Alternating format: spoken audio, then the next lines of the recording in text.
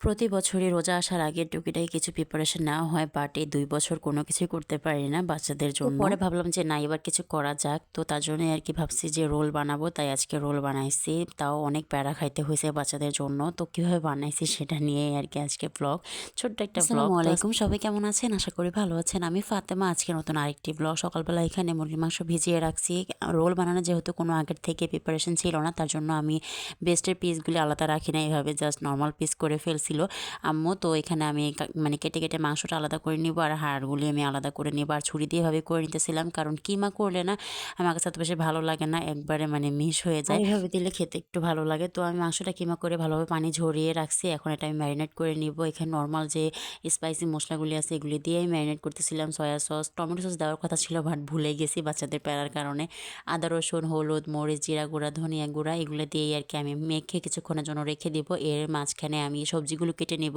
আচ্ছা, ক্যাপসিকাম দিব, গাজর দিব, আর মটরশুঁটি দিব ভাবছিলাম, পরে কিন্তু ভুলে গেছি। তো যাই হোক, এখানে আমি সবকিছু কেটে নিতেছিলাম একদম চিকন চিকন করে আর কি পাতাকপিটা কেটে নিব। আমি গত বছর কোনো কিছু বানাই নাই, তখন তো আমার আয়াত পাখি ছোট ছিল, জান্নাত ছোট ছিল, তো কোনো কিছু বানাই নাই তার জন্য। আর এবারও বানাই নাই ওদের যন্ত্রণার কারণে, কারণ আমি যদি কোনো কাজ করতে যাই তখন ওরা কেন জানি বারবার আমার কোলে উঠতে চায়, আমার কাছে আসতে চায়। এভাবে কিন্তু সারাদিন ও নানুর কাছে নানার কাছে থাকবে, বাট যখনই দেখবে আমি কোনো কাজ করতেছি তখনই বারবার আমার কাছে আসতে চাইবে।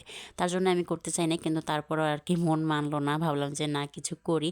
তার জন্যই করা, কিন্তু করতে গিয়ে আমি পুরো পাগল হয়ে গেছি সত্যি কথা বলতে। বেশি যে বানাইছি তা না, অল্প কয়টাই বানাইছি, কিন্তু তারপরেও ওরা আমাকে অনেক ইয়া করছে। আর এগুলি বানাইতে কিন্তু অনেক ভেজাল, যতই সহজ মনে করি না কেন, কিন্তু অনেক ভেজাল লাগে আসলেই।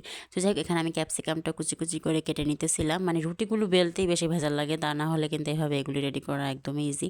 তো যাই হোক, এখানে আমি পাতাকপি, গাজর, ক্যাপসিকাম এটা কেটে নিয়েছি। গাজরটা বেশি হয়ে গেছে, বাট সবগুলি দিব না। আর এখানে অল্প একটু পেঁয়াজ আগে ভেজে তারপর আমি চিকেনগুলি ভালোভাবে ভেজে নিব। যেহেতু একদম ছোটো ছোটো করে কাটা, তার জন্য বেশিক্ষণও সময় লাগবে না। তো আমি আগে এগুলি ভেজে নিতেছিলাম। আমি অল্প পেঁয়াজ দিছি, কারণ কাঁচা পেঁয়াজ আমি উপরে দিব তাই।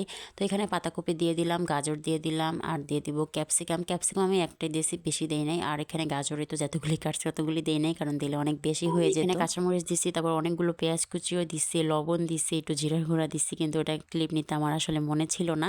তো যাই হোক, এটা আমি ভালোভাবে ভেজে নিব। বেশিক্ষণ রান্না করতে হয়ও না, বেশিক্ষণ রান্না করলে না এটা যে ক্রিসপিনেসটা সেটা কিন্তু চলে যায়। তো বেশিক্ষণ রান্না করবো না। তো আমার এটা এখন হয়ে গেছে। আমি জাস্ট একটা ট্রেতে এটা আমি ভালোভাবে মেলে রেখে দিব, যেহেতু এখন বানাবো তাই এটা ঠান্ডা হওয়াটা দরকার। তো আমি মেলে রেখে দিব। আর এখন আমি আটার ডোটা করে নিতেছিলাম। এটা আমি ময়দা দিয়ে করছি আজকে। ময়দা, লবণ আর একটু মানে নর্মাল টেম্পারেচারে থাকা পানি, কোনো তেল টেল আমি দেই নাই, যেহেতু রুটি বানানোর পরে আমি তেল দিবই, তার জন্য এখানে কোনো তেল দিই নাই। তারপর এটা কেটে আমি এখন ছোটো ছোটো লিচি কেটে নিতেছিলাম। কেটে এখন একটু রুটি বেলে নিব। রুটিটা আমি পারফেক্ট বেলতে পারি না, রুটি বেলাতে স্বামী আমাকে অনেক হেল্প করছে, ওই আমাকে সবগুলি রুটি বেলে দিচ্ছে, আর আমি এগুলি আর কি করছি। রুটি বেলা শেষে এখন আমি উপরে একটা ব্রাশের সাহায্যে ভালোভাবে তেল দিয়ে দিতেছিলাম, দিয়ে তারপর ময়দা দিয়ে দিব, দিয়ে ভালোভাবে ইয়া করে নিব। তারপর আরেকটা রুটি এখানে দিয়ে দিব। তো এভাবে করে আমি 4টা লেয়ার করব, 3টা লেয়ারও করা যায়। আবার না, ময়দা গুলিয়ে এভাবে মানে তাওয়াতেও কিন্তু করা যায়। তো কিন্তু ওইটা আমি করি নাই, আমার কাছে এভাবে মানে ভালো লাগে, বা এভাবে করতেই আমার কাছে ভালো লাগে, তার জন্য আমি এভাবে করছি, বাট ওইভাবেও করা যায় আসলে। তো যাই হোক, ওইভাবে একদিন করে আর কি দেখবো কেমন। তো যাই হোক, এখানে আমি 4টা লেয়ার দিয়ে দিতেছিলাম। এখন আমার হয়ে গেছে। এখন জাস্ট আলতো হাতে আমি উপরে থেকে একটু বেলে দিব, যাতে মানে একটু ইয়া হয়। তারপর এটা যদি ঠিকঠাক মতো হয় না, ভাজার পরে একদম মানে সাথে সাথে মানে উঠে যায়, একলা একলাই উঠে যায়, বেশি ইয়াও করতে হয় না। তো এই তো এটা ভালোভাবে বেলে হালকা একটু আমি তাতিয়ে নিছি ফ্রাইং প্যানে। তো এখন এই তো আমি এটা উঠিয়ে নিতেছিলাম। উঠাইতে অনেক ভালো লাগে, উঠানোটা একদমই ইজি। তো যাই হোক, এখানে আমি পুরটা দিয়ে এখন এই তো কিছু রোল বানাবো, কিছু সমোসার মতো বানাবো। একবার ময়দা দিয়ে একটা আঠার মতো বানিয়ে নিয়েছি, যাতে এটা মুখটা ভালোভাবে আটকে থাকে, তা না হলে তো খুলে যাবে। আমি আসলে ভিডিওটা পারফেক্ট করতে পারি নাই, কারণ বললামই তো যেহেতু বাচ্চা কাচ্চা আছে। তো যাই হোক, এখানে আমি দুইটাই আর কি বানাইছি, কোনো সমোসা বানানোর যে ভিডিওটা সেটা করতে পারি নাই। কিন্তু রোলের থেকে আমার মনে হয় সমোসাটা ইজি, আমার যেটা মনে হলো আর কি, রোলের থেকে সমোসাটা ইজি, আর ওটা বানাতেও আমার ভালো লাগে। তো এখানে তো বানানো হয়ে গেছে। বানানোর পরে আমি একটা ট্রেতে রেখে দিছি, ডিপ ফ্রিজে রেখে দিছি। এটা যখন একবার শক্ত হয়ে যাবে তখন আমি একটা পলিথিনে আর কি রেখে দিব।